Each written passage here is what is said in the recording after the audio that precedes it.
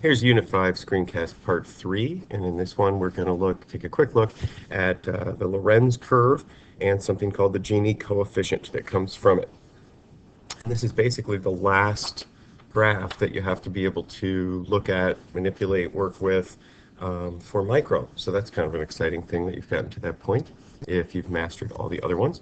And at any rate, here's the idea. Lorenz curve for AP prep purposes probably is the type of thing that there would be one or two multiple choice questions about, either the Lorenz curve or the Gini coefficient, and they probably show up in multiple choice, but not so much in free response. And you might have to infer something from a graph that's given to you, or compare some things about a couple different societies. So we'll explain a little bit of ways to do that. What's a big idea? Lorenz curve is a way of showing income or wealth inequality graphically.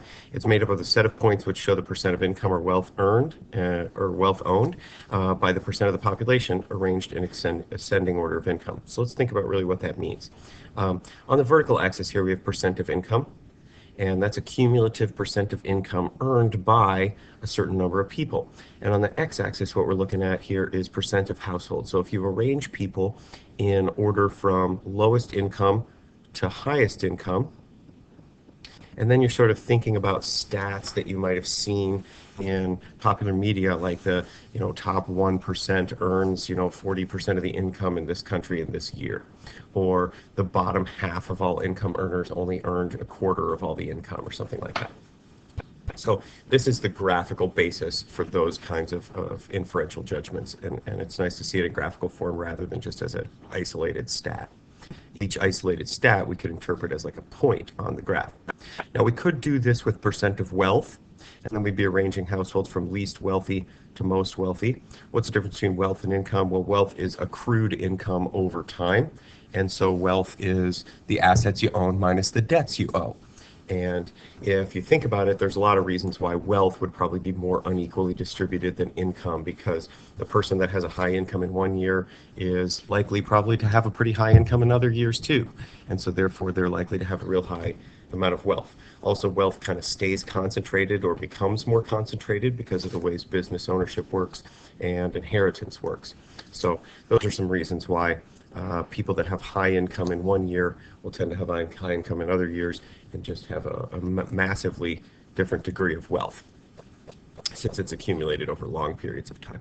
At any rate, we'll pretend this has to do with income, but I do want you to kind of understand that if we used wealth instead, then all of our degrees of inequality would usually be higher in most societies. All right, so let's look at some points here that I had put in place in red. And then we're gonna think about sort of how the graph works. One thing you want to think about here is this 45-degree angle line is a pretty important line. That represents a society where there was perfect income equality. So if every single person in that society earned the same amount of money, then the bottom 25% of income earners would earn 25% of the income, and the bottom 50% of the income earners would earn 50% of the income, and the bottom 75% of the income earners would earn 75% of the income. And if you took everybody, there they are. No. Every Lorenz curve has to pass through this point here, because the bottom 0% of income earners earn 0% of the income. And it also has to pass through this point up here, which is really 1, 1 on the graph, because it's 100%, 100%. And the idea there is that everybody in the society obviously earns the total of all the income in the society. But how you get there is quite different. Let's imagine an extreme counterexample to that society with income equality. Let's imagine one with perfect income inequality, which means that maybe one person earns all the income in that society. Well, this would be this red dotted line hugging the axis right here, and then when you got to that one person, the very 100th percentile, you would jump all the way up to here. So that would be the Marxian dystopia, I suppose you could say. So now let's think about those red points I mentioned earlier. Let's say you saw in a little table that the bottom quarter of income earners earns 10% of the income. Maybe that's represented by this point right here. And then in the same table, you saw that the bottom half of the income earners earned a quarter of the income, and that the top quarter earned half the income. So how would we interpret that on the graph? We'd say, well, that means that the 75% below them earned the other half.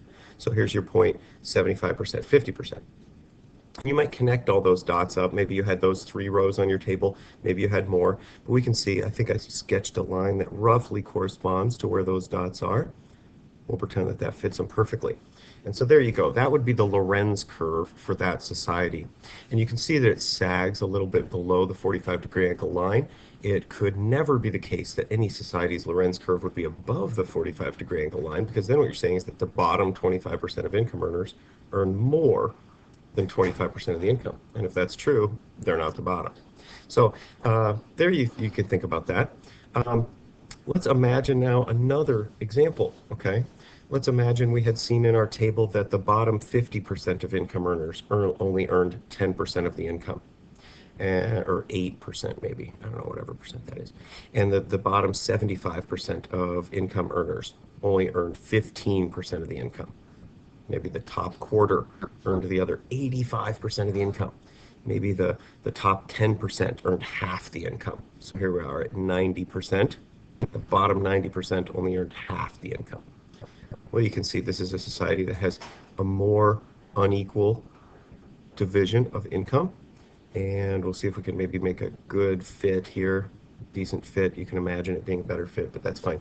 So there's that blue line connecting those dots. And you can see that the blue Lorenz curve sags further beneath the 45-degree angle reference line than the red one does. So whatever measurements led to the blue points in the blue line, that was reflective of a situation where we had more income inequality. So what could that represent? Let's think about that a little bit with this paragraph right here.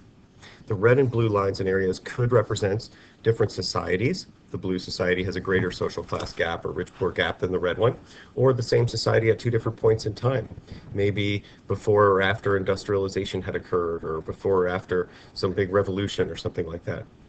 Maybe the blue is the initial level, and the red is what happens after we have a variety of different governmental policies that help equalize income.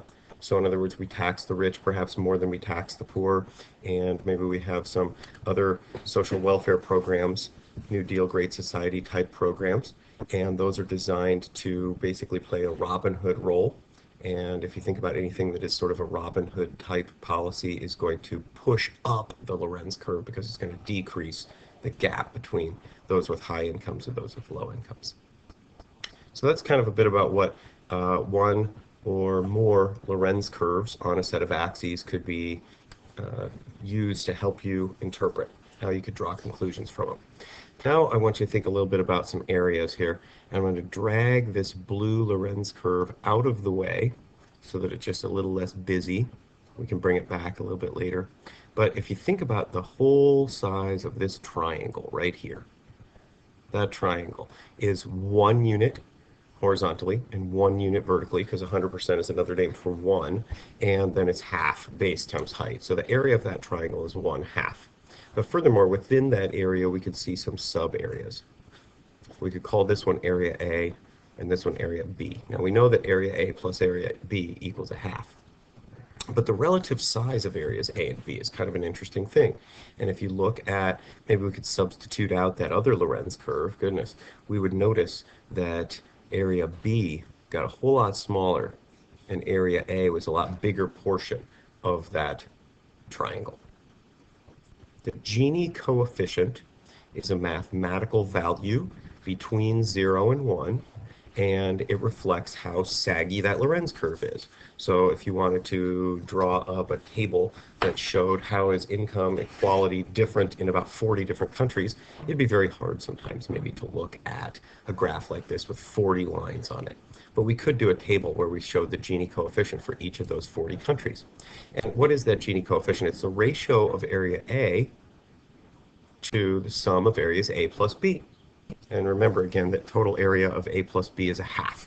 So we can express that in 2 ways. We can say that it's A over A plus B, or we can say it's A over 1/2, which is the same thing as saying that it's 2A.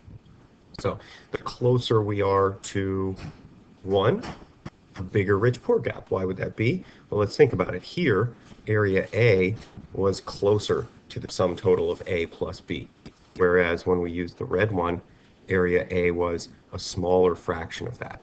So The red society would have a smaller Gini coefficient than the blue society would, or the society with the blue curve represented before some social welfare policies had a higher Gini coefficient, and then we used the social welfare policies, progressive taxation, to reduce that Gini coefficient, so it was like the red graph. And that's sort of the big idea of Gini coefficient. Here you can see a couple of other representations there.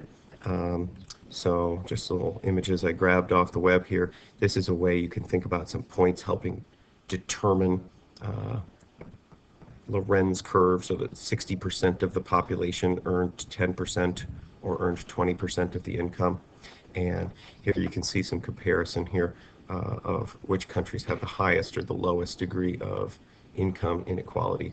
Sometimes you have to be careful with data like that, though, because you have to check for whether it's before or after social welfare policies have been adopted. But you can see that the highest degrees of income inequality are in sub-Saharan Africa and South America, and that generally speaking, Canada and Europe tend to have lower degrees of income inequality than the United States. Anyway, there you go. A little crash course on what's up with the Gini coefficient and the Lorenz curve. Thank you.